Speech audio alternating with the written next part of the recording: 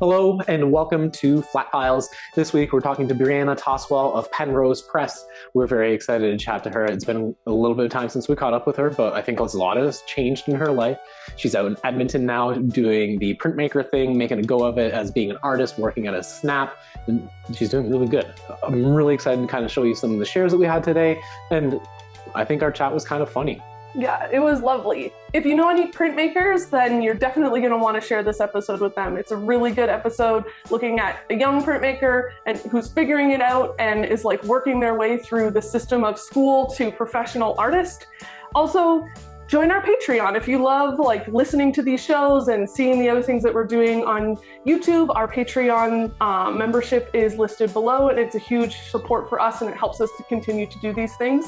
If you don't have the ability to become a patron, then share this, like it, subscribe, hit the notification bell so that you can know when we have new shows coming out. All of those things help us to continue doing these shows and making Sparkbox a viable business option. So thanks. Check out the episode. Talk to you next time.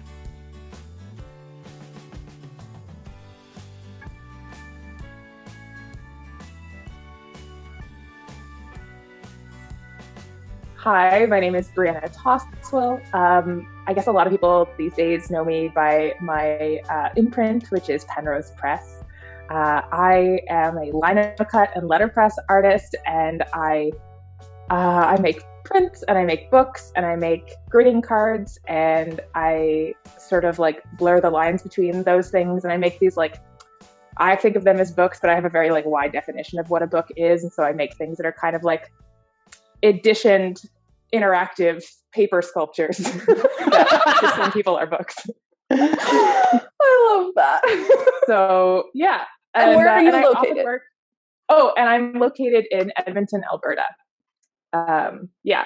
And my practice is pretty, when it's not collaborative, it also just like involves other people. Even if I'm just making something as straightforward as a print on paper with nothing on the other side of it, I'm often depicting a real life human and getting their input on like how I'm depicting them and stuff like that. But it's all like, how do I say this? It's like fine art in the way that I'm not doing like commissions. Does that make sense? Yeah. Oh my gosh. I'm remembering back to a time when we were at OCAD together, and Kyle and I got asked to come and do like studio visits, and you and I sat down and chatted, and at the time you were like sort of like dabbling in print, but it definitely didn't feel like your main passion. You were doing these like beautiful paintings. Mm-hmm. And maybe because I'm a printmaker, I was like, the paintings are good, but like these prints are way more interesting. You should do this. And I remember you being like, but the paintings are really good. Oh my God, yes. I think I've had like a very long struggle with the idea of being impressive. Like I have always felt that my work needs to be impressive if it's like worthwhile. And for such a long time, I thought that meant that I had to make big art in a representational way.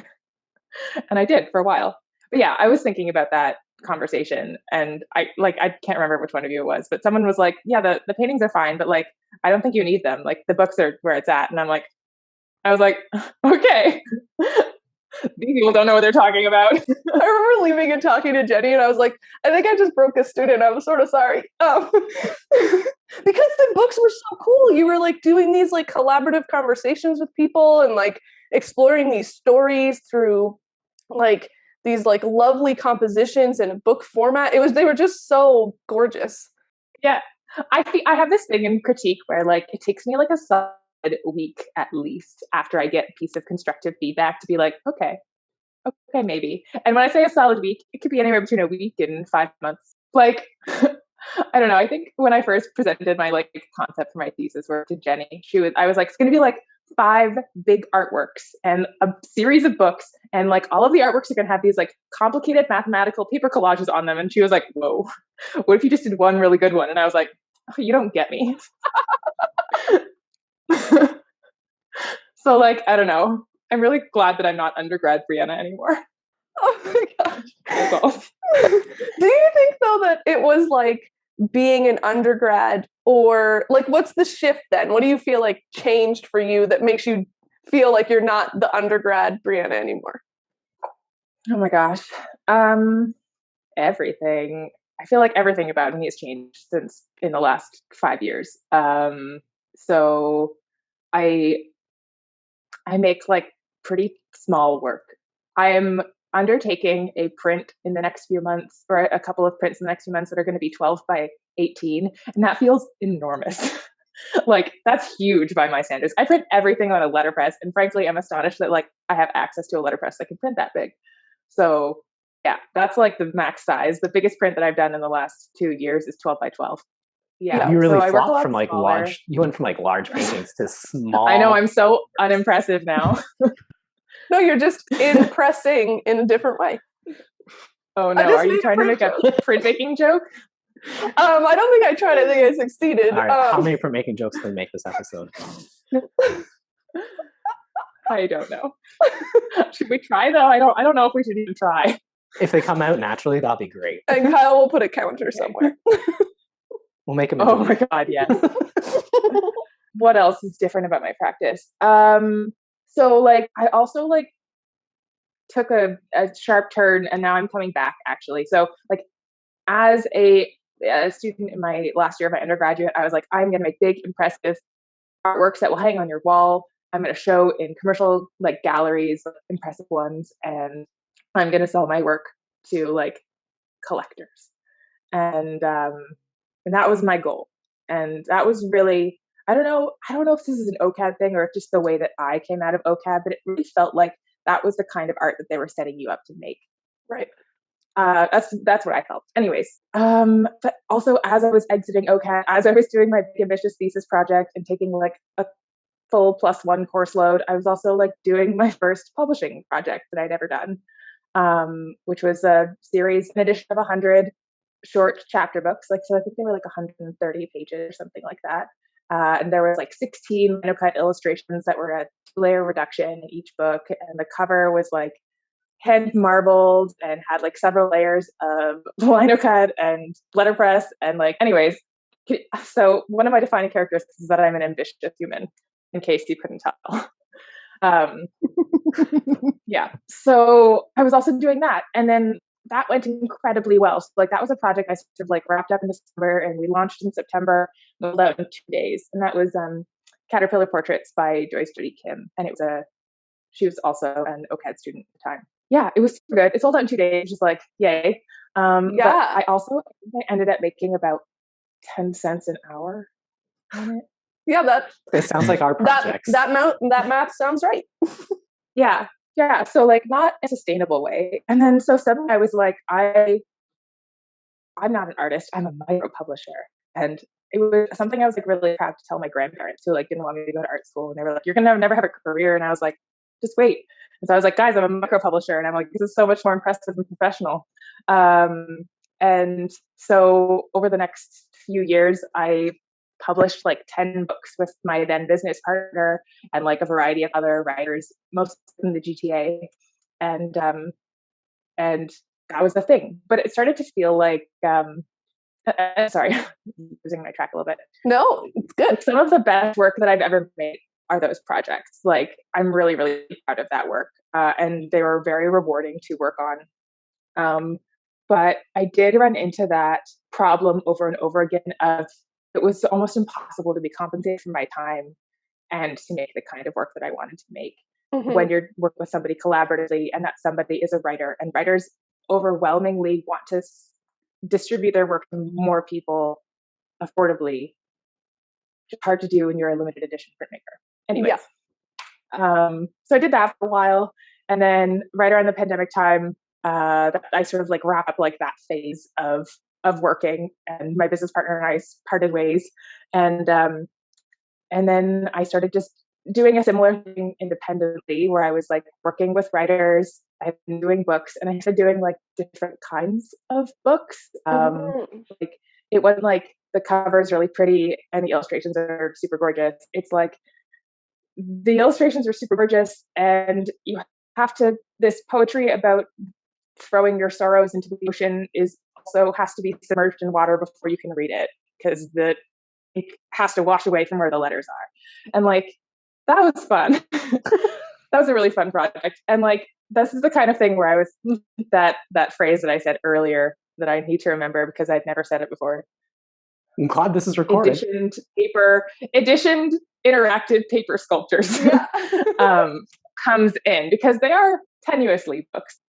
Are you inspired by the writing to like make the, like, are you looking at a piece of writing and then seeing how you can interpret that visually and like tactily and interactively? Is that a word? Sure. And then building something out from there. And is there a back and forth with the writer, or are you sort of saying like, entrust me with this? And they're saying, okay.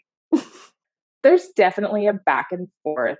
And I am definitely inspired by the writing. Like I don't come up with ideas and then wait for a piece of writing that matches it. I like read a thing and I'm like, I wonder if we presented it like this. And then I, talk to the author about that and like how I feel about it. And, it's a very like nuanced process. So I'm working with somebody, I'm probably sending like a flurry of messages back and forth with them every week as I make new decisions of the project. As an artist who collaborates with other kinds of creatives, I found it always serves us best if we if one person is a visual person and one person is like a word person, we're both going to seek each other's input on different things, but ultimately the word person is going to make the call on word questions and the image person is going to make the call on image questions. Does that make sense? So like these collaborations that you have been doing with like people for like the past 5-ish years, like you said that they're like really these rewarding experiences. Like Christy and I, we've done a lot of collaborations and we also find them rewarding. And I was just curious, like what parts about that experience, like, are you really drawn to? Ooh. One of the things I always say is that when you work with another creative, like maybe I'm making work here and they're making work here. And when we work together, it's not like we're making work here. It's like we're making work here. You know what I mean? It's just that I can't create in a vacuum. Like the maybe even this is a reality. Maybe it's a myth. The myth of like the painter who lives in a cabin in the woods and that never sees anybody and just like makes a lot of work. Oh my God, I could never do that. I need to talk to people. It's a good thing that I'm a printmaker. You know that sign in print shops? It says, it's a universal print shop thing. It says, if you don't have time to clean, you don't have time to print, right? You guys have one? No, we don't, but we do have exactly a lot of passive aggressive cleaning shop signs. Yes. So for me, like my personal thing is that I built it in where it's like, if you don't have time to clean and go on like a half-hour long tangential conversation with somebody that you run into in the studio, you don't have time to print either. Like I have to build that into my day, that like, unpredictable socializing. But I love that aspect of being a printmaker, being a collaborator, and also just like working in a shared space. Yeah, it's something very unique to printmaking. And it's something that's like really, really magical about like what we do. And like, I don't find it in other kind of art activities, maybe like installation artwork. Yeah, but there's something we really found quite ways lovely to bring like collaboration and community together in like pretty like wide reaching art practice. Yeah, when I think about it, yes. Yeah, I feel like painting can be a little isolating for sure. But sometimes I feel like when I was in undergrad, I bounced between the print shop and the painting studio, sort of like you, but it was because sometimes I needed that like not talking to people time, not hearing input, getting lost in my own stuff, and also like only getting in my own way and not necessarily getting physically in the way of other people. But like I think that what's interesting about like your collaborative practices, I would say that even just like on social media, you've done a really good job at making people feel a part of the creative process. Can you talk a little bit about like your strategies there and like how you see it? Yes.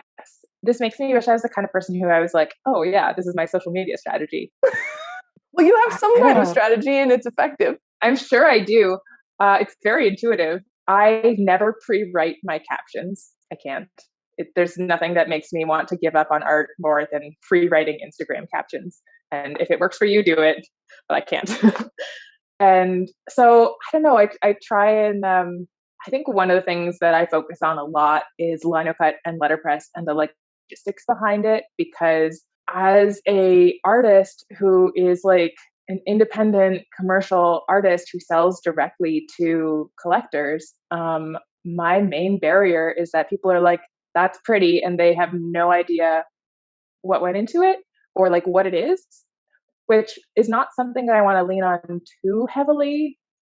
I don't know. Again, undergrad Brianna was always like counting her hours, and she was like, 27 hours went into this painting and therefore it's good. I don't like that. I don't like that anymore.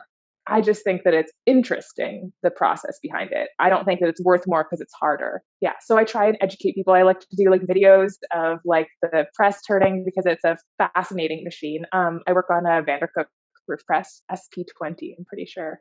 I worked on a few different ones. Like I used to work on a Vandercook 4T at Open Studio, and I worked on a Vandercook 4 and a Vandercook Universal at OCAD. So I like Vandercooks. They're great. Yeah, you're like, which one do you guys have? We have an SP15. We have the smallest, the babiest of all the Vandercooks. But God, I love that machine. It's like, it's such a workhorse. They're so good. They are so adaptable to doing things, as opposed to like a CMP where like it's about that like that pressing constantly.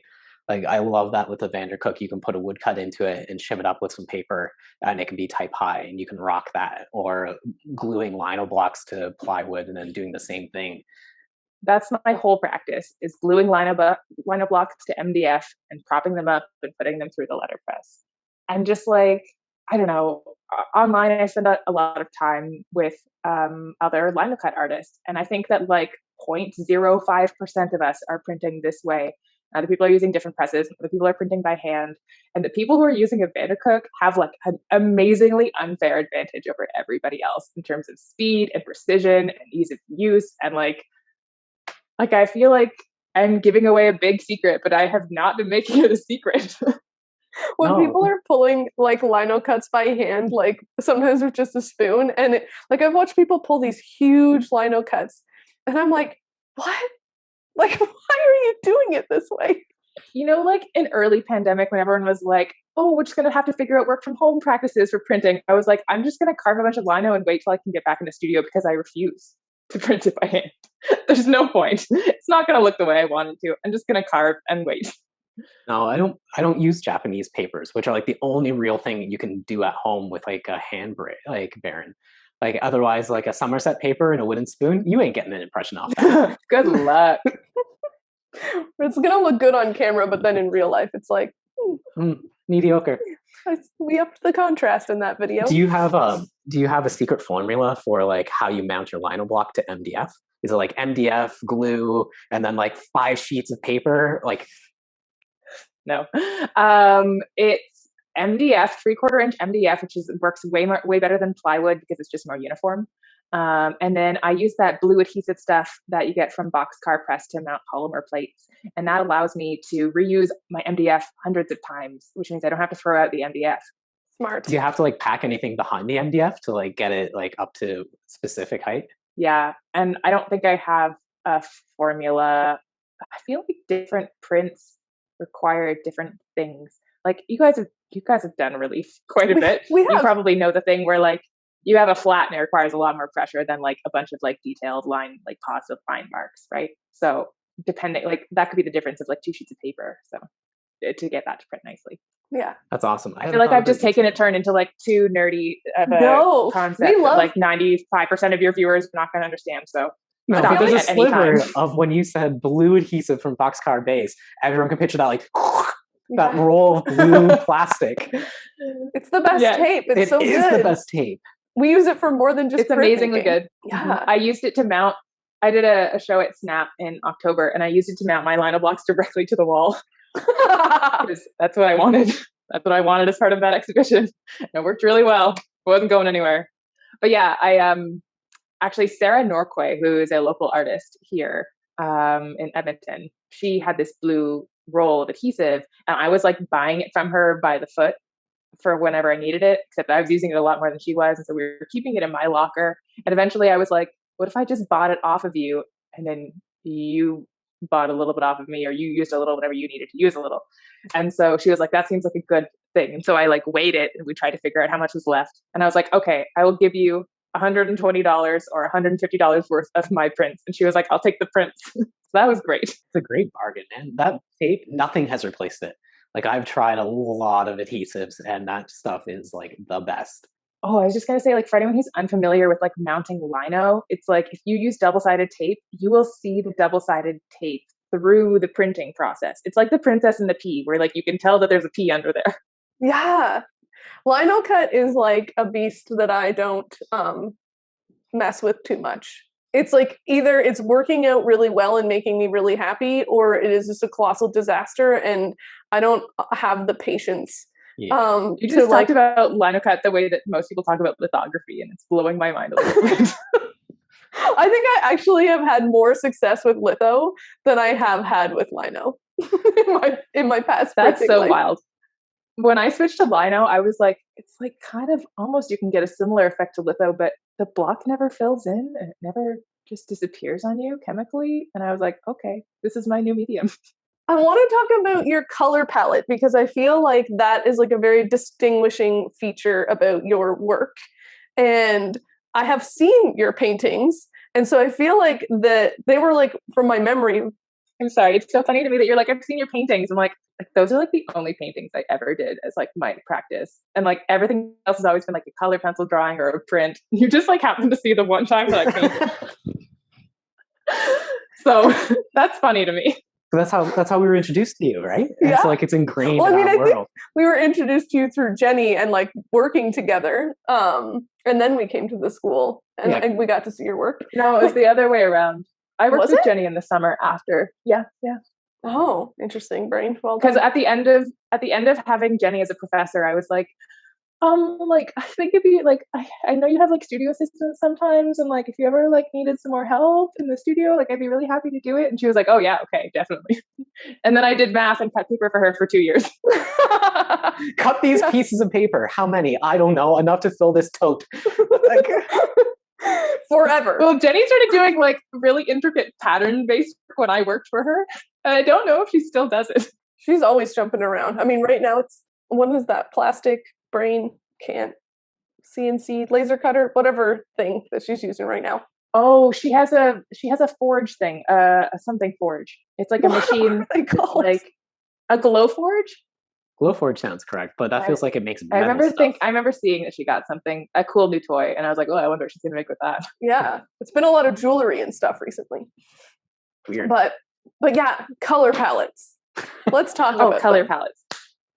Okay, I really love color, and one of my things is that I never use black, hardly ever. I have like one print recently that I used black in. Black ink on white paper is like what people think of as printmaking. Like it is the default. It is the like way of making work. And I sort of refuse to use black ink, which is a little bit funny. Recently, I wanted to print on like dark paper. And I was like, well, the only dark paper I'm going to be able to get my hands on is like black Stonehenge. And then I like followed a tangent to being like, what other dark colored papers can I get from other places? And now I'm working exclusively on washi paper from the Japanese paper place, because you can get it in like any color you want. Yeah. So yeah, and I love color, and I love the way that I describe my color palette is it's like rich and like in some ways it's saturated, but it's soft. You know, None of my colors are primaries exactly, but part of the way that I achieve that is I put like a primary color on the press, and it like, you know, when you apply it to the Vandercook, it goes onto the rollers and it starts mixing together. You see the color on the rollers. It's like boom, and it's there. But I mix my colors with a little bit of transparency, and then I like print them on top of like opposite colors, and I get like all these lovely muted soft tones that look nothing like the color that I'm actually technically using. That's cool. So, I didn't know that. That's super cool. Like I have this one print that I have out to show. One second. For this print that I printed as a backwards linocut reduction recently. Mm-hmm. So it's on this is the paper color, the dark green. Yeah. And then I used like the first color that I printed was white.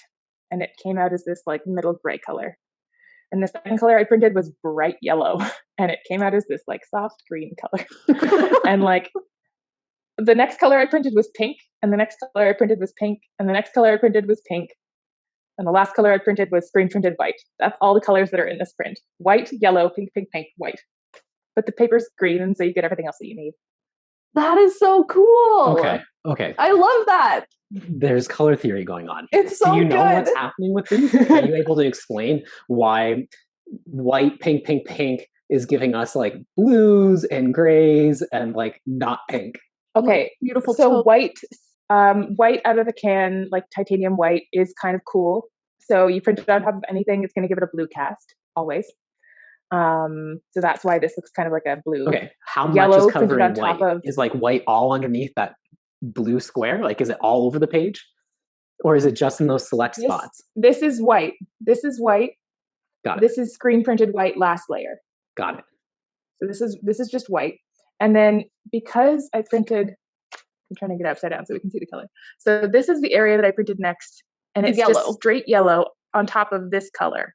And because this color is appearing blue and you print yellow on top of it, it comes out green. Yep.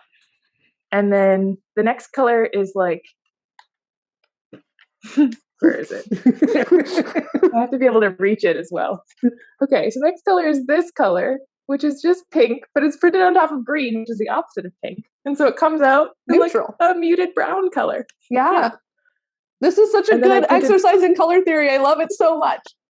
Like my earliest artwork that I ever, I went to like a regular high school, and then I went to 1 year of an art high school. It's called Beale. It's in London, Ontario. They're really amazing. And that's where I like learned litho. But I also learned this technique called tricolor color pencil drawing, which one of the profs or one of the teachers who used to work there did this, and they teach it to everybody as like a color theory exercise. And you use red, yellow, and blue color pencils, and you can sort of depict like the whole spectrum of color. I think that like really became ingrained in the way that I think about color theory. Like one of the main things for painters, right, is to like never mix on the canvas because it gives your colors a muddy look. And I'm like, I only mix on the canvas. But it's paper and it's ink. Anyways, it's working so far.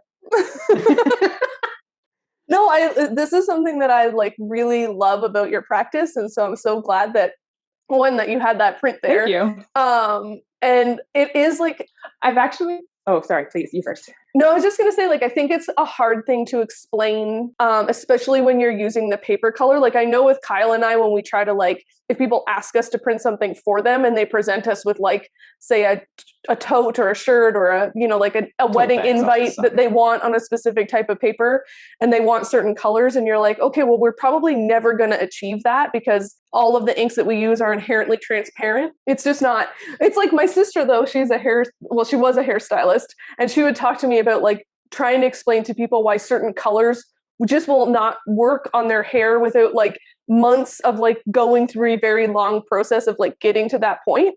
And like, and she'll talk about color theory like in relation to like hair and the density of your hair and like how much it's going to absorb and all that stuff. And I'm like, this is really like a way printmakers talk about like paper and fabric and like different types of inks and their viscosities. Like I was like, there's a parallel here. We have like a communication space together. All arts overlap all other arts. But yes. Oh, I was just going to say, so one of the things that I did starting last summer is I started going to like a weekly farmers market as a vendor with my work. And one of the pieces of feedback that I got a few times from people at that location, like either customers or like other vendors, they were like, have you ever, no, it was like, so with this process that you're using, you can't get bright colors, or have you ever considered doing like a brightly colored artwork? Like people are mad that my colors are so muted. Which is hilarious because, like, as far as printmakers go, like, I'm working pretty colorfully. Well, that's so funny because, like, I got similar comments when, like, we would take our stuff to craft sales. I don't know what it is, but, like, for whatever reason, people feel like they can haggle with artists, or they'll be like, yeah, you know, do you have this in blue? You're like, no, I don't have this in blue. I really don't. Or like, yeah. I could you just like can you print another one that's like a little bit bigger? And you're like, I can. Can you picture them like going up to like the cheese vendor and being like, oh, you know, this round cheese really should be a square cheese, or like, can you make this cheese bigger, or like, for whatever reason, can you make this cheese more orange, please? I feel like for whatever reason, art like they feel comfortable talking to artists like that, but not to like maybe other vendors, and it's a weird scenario that we place ourselves. Although I've never been another vendor, so I don't know what kind of stuff gets said to like. I guess that's true. People in other spaces. Yeah. I'm sure I'm trying farmers to- get asked to grow things that like probably can't even be grown in Ontario or Alberta. One of my friends at the market he makes gelato, and people are always like, you should make this flavor. I mean, I'm sure it's good research, but Yeah, I you're know. like, okay, this flavor It's like- keeps being asked, so I better try to figure it out. Yeah. It's kind of funny. Like I feel like as artists, there's like a lot of opportunities presented to us where we're like gonna go to an arts market or like art in the park or artist project or those kinds of things where all your neighbors are artists. But the one that I've done, all my neighbors are farmers and small batch breweries, and like it's interesting. It's different. But yeah, I think it brings a different flavor. We've done different types of markets sometimes, yeah, with like people, maybe less farmers and more The like Sunday farmers food, market is way foods. too early for us. Yeah, we don't do farmers markets because we don't like, I was a waitress for too long and now I'm like very protective about my weekends. Even though I work on the weekends, I pick work that I can like do in pajamas while potentially still in bed. And I refuse to get up early and pack a store into a car and then unpack that store and install it in a space and then have people touch all my stuff and be like, this is really pretty, and then put it back and walk away. I emotionally can't. Or they like, I take it off the thing, I look at the price, and you're like, and you're like, cool. Or the people who walk by like this, specifically not looking at you so that you don't try to engage with them. Yes. That one's hard. I know these people. Yeah. So you touched on something there that I want to talk about, because the second hardest thing that I'm doing, other than being a like totally independent artist who supports myself with my art practice, that's the hardest thing that I do. The second hardest thing that I do is I live in Edmonton and I don't have a car. And I go to markets and I don't have a car. I pull a cart. I'm not kidding you. How far? How far do you pull a cart? So last summer I pulled a cart 7 blocks. So it's very close. Do you have a tent? But now I live closer. Yeah. A tent, 4 cinder blocks, my table, my display, all of my art. Yeah. Oh my gosh. So you're literally just pulling around like dead weight, like rocks. You're just carting around rocks and paper. I am. That is factual. How do you like doing the market? Do you find that like you're being successful there and that like things are like at least moving to some degree? I imagine it maybe isn't like raking in the cash, but I imagine it does okay. Yeah, it's hit and miss. Last time I did mostly Sunday markets, and it's like an 11 till 4 situation. It's not very long. On any given Sunday last summer, I made between $150 and $650. So $650 was like my best day. $150 was like a shitty day. And, sometimes it also felt like I was making like a lot of good connections or like getting amazing feedback and like learning to talk about my work. Like I have like these formulas for how to present my work now that are practiced and like rehearsed and like polished. And I don't think you get that without talking to hundreds of people about the same project over and over again. Yeah. And so sometimes it felt great. And sometimes it felt like a slog and that I was wasting my time and endangering my work to the rain and the wind and that it wasn't worth it at all. But I did make half my income last year from markets. So Christmas markets and Mother's Day markets and summer markets. So they literally made the difference between me being able to pay rent and not. That's fantastic. That sounds very similar to our craft sales. Like when we would do a craft sale, no matter kind of where it was or what it was, there's like a couple that were exceptions, but it was like anywhere between 150 and $600. And those days that like we would drive 2 hours to go to like a different town and only make $150 or $200 were like soul crushing. Mm-hmm. But look at you with no overhead, no gas, no car. That's all profit in your cart. Profit in my cart. Well, I think that, and I'm not like projecting anything onto you, I hope, but like, I think it's easy for people to say like, oh, it's so convenient for you to do that. And it's like, no, I designed my life to be this way. I picked the city that I live in because it has a community print shop, Snap. And I picked the location that I live in because it is close to Snap. And I picked my apartment that I moved into last week because it is 1 block from the Sunday market and 5 blocks from the Thursday market. I have designed the big decisions in my life around these conveniences and around my choice to not have a car for as long as possible. Like, I don't think those are like reasonable things for other people to incorporate into their life, but like, this is how I've chosen to live. Very much so in line with like kind of like when we do professional practice talks. Like I often talk about like the reason why we've managed to survive is we've always been working under this reduce your overhead. The less you have to pay out every month is the less you have to earn. And the reality of being an artist is like artists just don't earn a ton, no matter how hard you hustle and whatever. Like there are some exceptions, but like you struggle hard to like earn a living. And so like why struggle even harder when you can just reduce overheads and adjust your lifestyle to try to like fit within what is like a average artist salary. Kind of sounds shitty to say it like that, but like that's kind of the truth. Like no matter how hard we pushed, like we only ever made like $150 to $600 at a craft sale. No matter what we did, it was just like always up. Like we could like put new things in, make a whole new booth, like try all new work. It was just always like art earns this much at a craft sale. Like that is like my starting mentality around all of this. It's not how do I make more money, it's how do I live on less. And that's actually something that I'm like currently trying to like challenge for myself right now. I actually like have a business coach, and I have a meeting every week that is just to talk about like your money mindset and how to like get rid of like limiting beliefs about like how much you can or should or deserve to make and that kind of stuff. And that's like it's pretty interesting. I don't know. I feel like it's working for me. I don't know if it's going to work for everybody, but like that's something that I'm trying to work on. And the other thing that I know that you guys have talked about before is like one of the reasons that you moved to Prince Edward County is that you could afford to get a space there that you would never would have been able to afford in a major city. That's something. Edmonton is a really affordable city to live in. Like it's a big city, it's a capital. Mm-hmm. But like when I quit my day job last January, my monthly income goal was $1,200. I could like fully pay all of my expenses every month for sure with $1,200. That is a very affordable city. Yeah. Especially right now.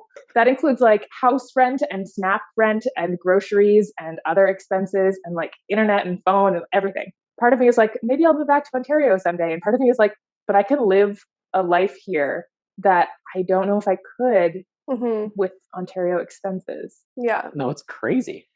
Like in the past, like our area, like we'll touch on real estate, but like it's like crazy. Like houses here are selling for over $1 million, and they are just like kind of they're janky bungalows from like the 50s to 70s. Like they ain't worth they're not worth that. They're worth maybe $200,000, but the inflation is so crazy that like $1 million houses, man, like where's my pool, where's my butler, where's my spiral staircase, where like these were the things like horses and stables. That's what a mansion of $1 million is supposed to get you, not a raised bungalow on like a postage stamp.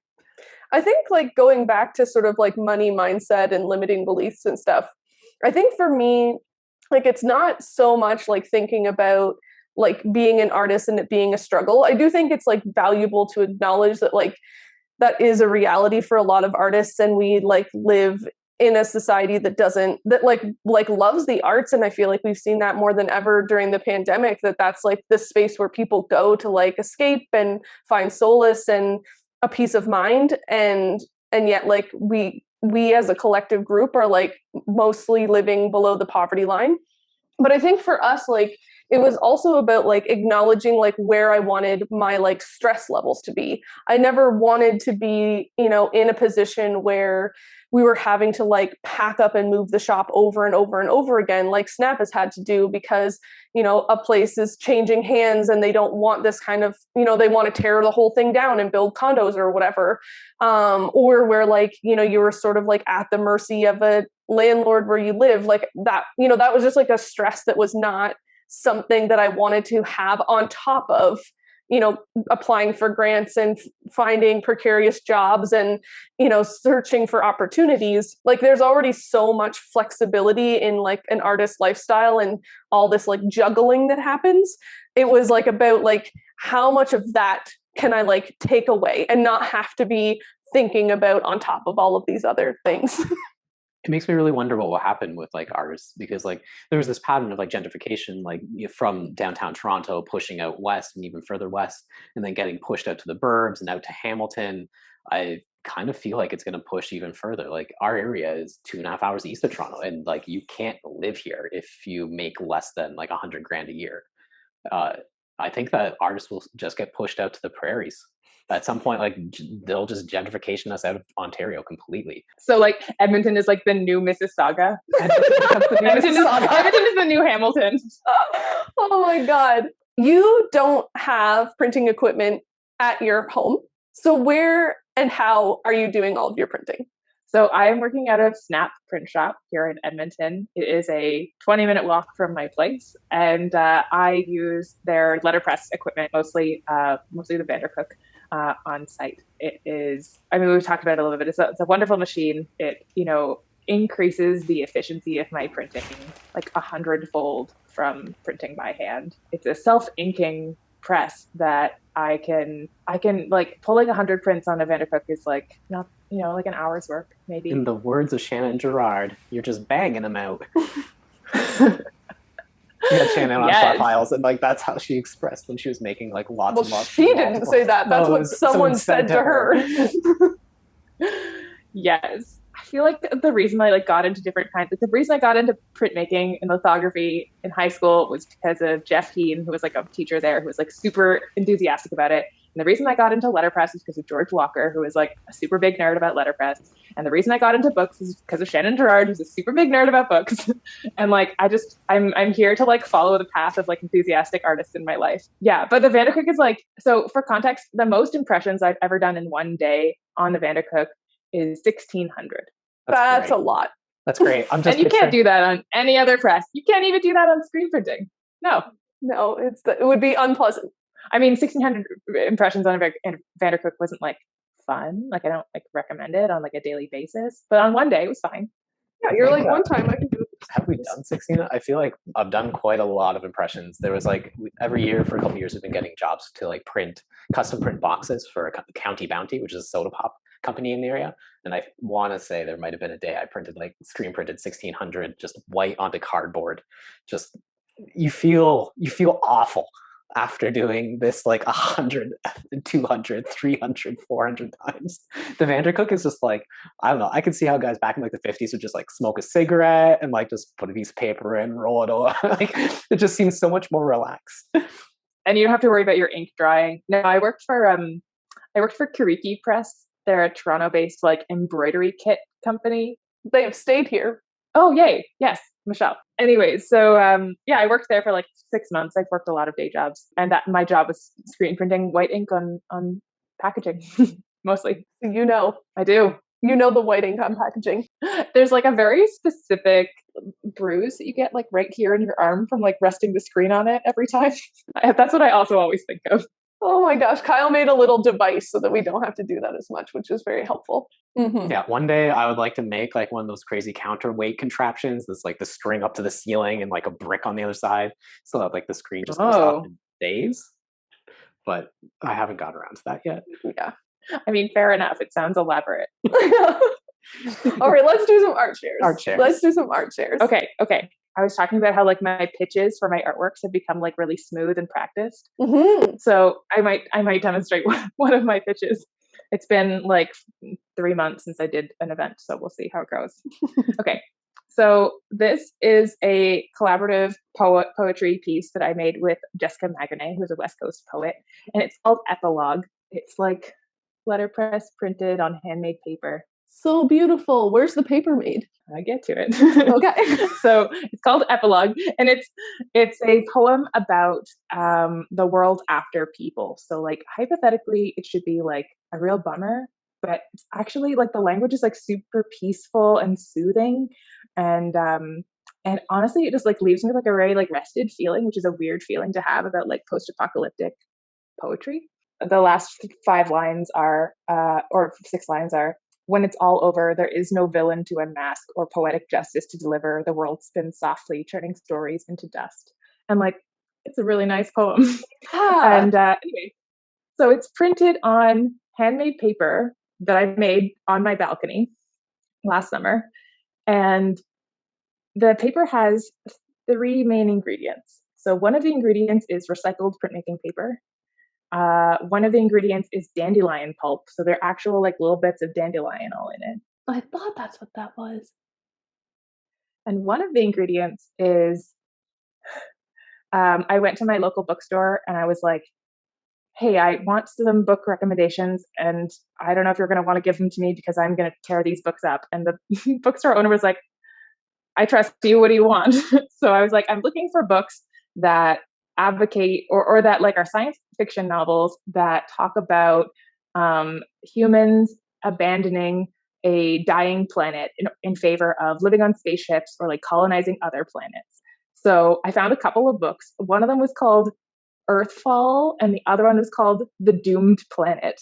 Anyways, so I tore up those books into tiny pieces and mixed them into my paper pulp, and then made paper out of it and printed ecological poetry on it as like a rejection of the concept that we have anywhere else to go after we destroy this planet. I love that. That's so great. It's so good. So like good. This is the kind of thing that I like get to talk to people at markets about, and they're like, "What?" So that's fun. That's really fun. That's a great pitch. That's so good. It's so lovely. One of the ways that I've like started conceiving of my art practice lately is I think about the reveal. If I'm making a new work and I'm like, is this going to be good or not? I'm like, what's the reveal? And the reveal is whatever is not immediately apparent in the artwork that I can tell someone about it. That's going to like amplify their enjoyment of it. Yeah. So that's one of the things I'm thinking about. I will. So this is a print by Nix Burox, who was a emerging artist in residence at Open Studio while I was there, and who I helped to execute this print. And it's a table of contents, all printed in letterpress. And it's for a book that doesn't exist. So like all of the essays that are listed in this table of contents are not real essays. They've never been written. Oh, I feel like this should be like a challenge. People should write these essays. Right? That's so good. Like, who cares? A non-rhetorical question. Yes. Someone write that. Like, honestly, it's just super, super beautiful as poetry, as an artwork. I think when people think about like book arts, they don't usually think a letterpress printed table of contents, but it's one of my favorite things that I own. And the other fun thing about it is that, so it's this like typewriter-esque Courier font that I found in like a dusty tray on top of a stack of flat files at Open Studio, and like cleaned and sorted it, which was very rewarding. But there weren't enough of the letters to do the whole thing. So it's this big. Yeah. But like it was printed like the first 2 paragraphs, and then we like took them all apart and sorted all the letters back, and then printed like the second 2 paragraphs. Oh my God. And then printed the last bit. And there still weren't enough E's. So like, let's see. See in depressed, in the metaphor for the depressed self right in the middle there's an X instead of an E. That's amazing. And I'm sure there's like other things. The joys of like not having enough font.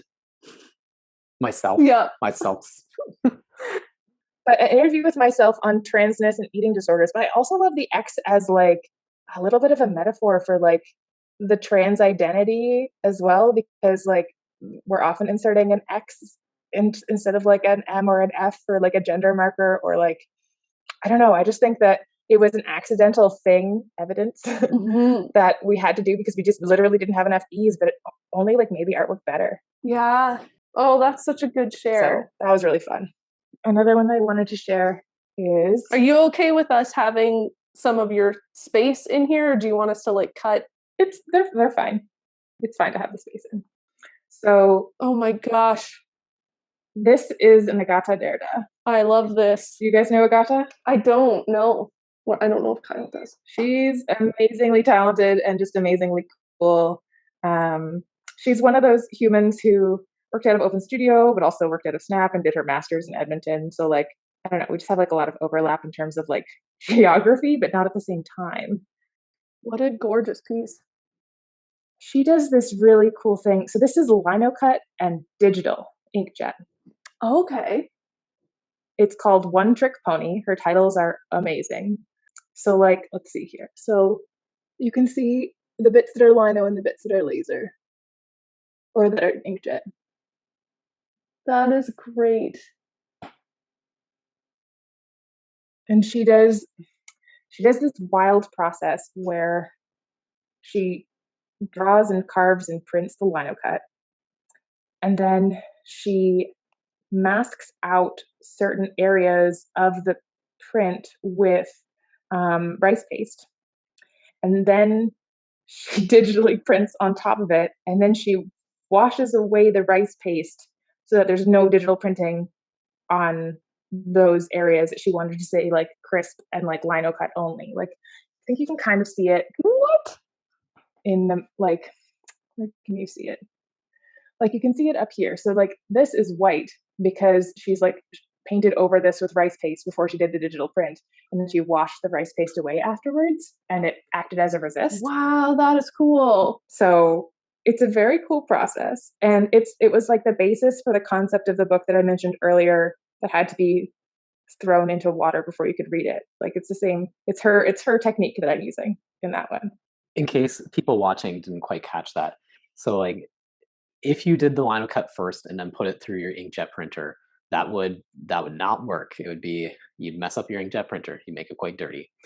So I'm assuming the artist does the digital print first. No, it's lino first. Is it back the other way? It's the other way. It's lino first and then digital. But I mean, like the lino's fully dry. Okay, that makes sense. She works with Lane Grunwig, so I don't know what voodoo they've cooked up between them, but if you wanted to try it out, either one of them would be able to tell you about it. Crazy. I wonder why do it in that.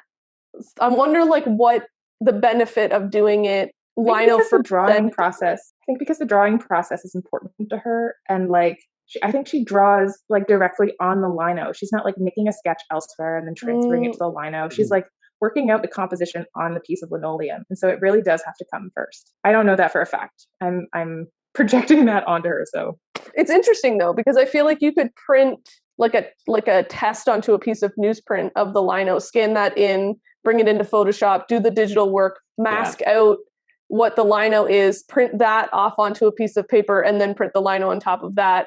That's kind of how I thought it would be done. That's how I would do it in my brain. So digital it's print interesting. first, and then lino block on front, so that like the lino would sit on top of the digital. But like I guess. I wonder. So they print the lino block first. Like I'm not 100% sure now. I don't know.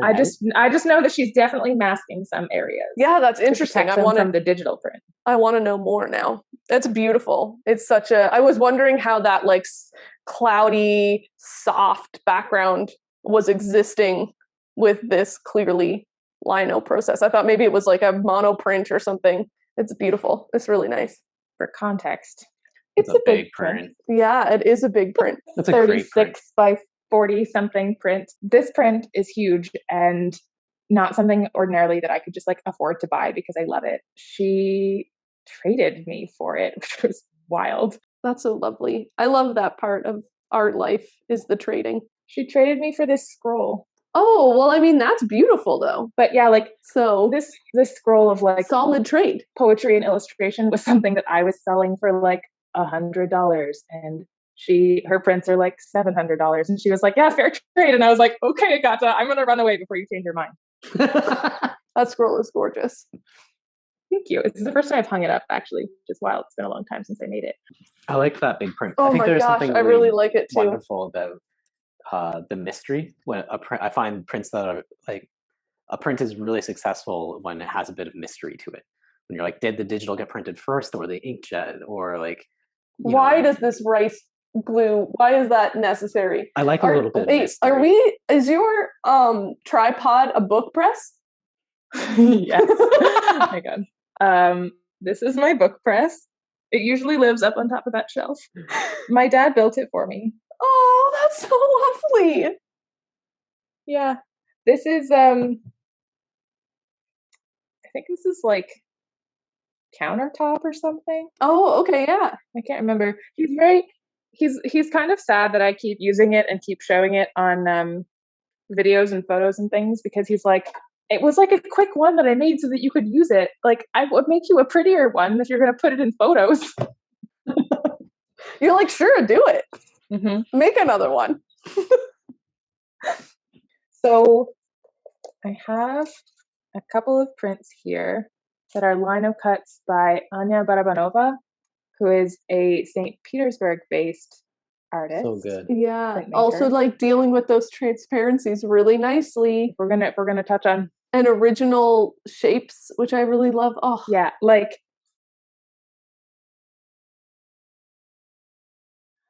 I do lino cut in a way that's complicated and hard to understand for most people. And I look at her prints and I'm like, so beautiful. Hell if I know how she did that. gorgeous. Yeah, like really nice. Like, and like these are prints that she made for a calendar. Like, anyways, it's wild. It's wild.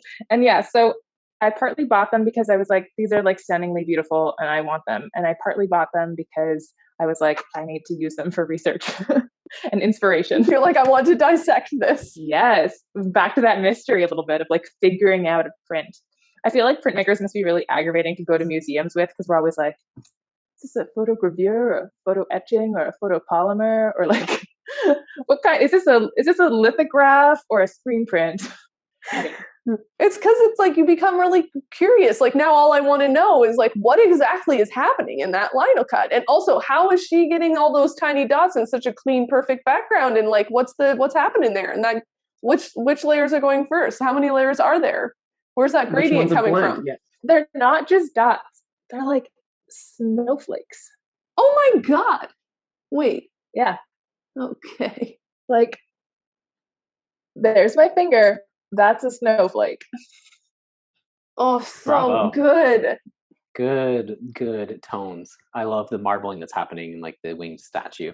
Like it has like that subtle shift. Yeah, like that's stunning. That's like everything I ever want to do with color. Yeah, it's gorgeous. I feel like I forgot to mention when you asked me about color earlier that I try and match my clothing in my printmaking, like while I'm making the print. And sometimes I do it on purpose, and sometimes I do it by accident. Like, or I'm like, I don't know what to do the next layer for this, and I end up like mixing a color that I'm happy with, and I print it. And somebody in the studio will be like, "Well, yeah, it's the color of your shirt," and I'm like, "Oh, right." On Instagram, I have like a little group of stories. You know how you can do that at the top of your highlights, feed, or at the top of your home. Yeah, highlights. I have a highlight group that's just me wearing clothes that match the print that I'm making. How have I missed that? I'm gonna have to go and look at it now. Oh, this has been such a lovely chat. These shares were so good too. Mm-hmm. Yeah. Yay. Yeah, I was I'm sharing all my linocut faves and letterpress. Yeah. I feel like thematically it all makes a lot of sense. And they were also super good. So it's like a win-win. Yeah. I bet it's fun for you when someone's like, oh, here's a person you've never heard of before. Because I think you've heard of a lot of people. I like have a little flat files bookmark like section for my browser history where like it's just works that I want to eventually go back and like purchase. We actually have made purchases from artists that were shared on flat files because we really liked the work so much and we wanted to have it for ourselves. Yes. Well, I think that's what I love about, I don't know, I guess the people who I see as like my peers in the artist community are not people who are showing in galleries. They're the people who are like sell off their own website. And it's like kind of a powerful thing that artists can do now. Mm-hmm. And I just love it. Us too. That's a big part of Flat Files is like talking about collecting and supporting artists in their whatever space they're available to be supported in. So thank you so much. It was so nice chatting with you. Thank you so much for having me. Yes. And like, yeah, I just can't wait to see what the next project is. Yes. A part of me is like, I can't believe I didn't talk about like what I'm working on next, but I'll have to have that conversation some other time. Next time. It was lovely catching up with you. I hope that you have a good work week. Lovely catching up with you, and take care. You too. Bye See you now. on the internet. See you on the interwebs.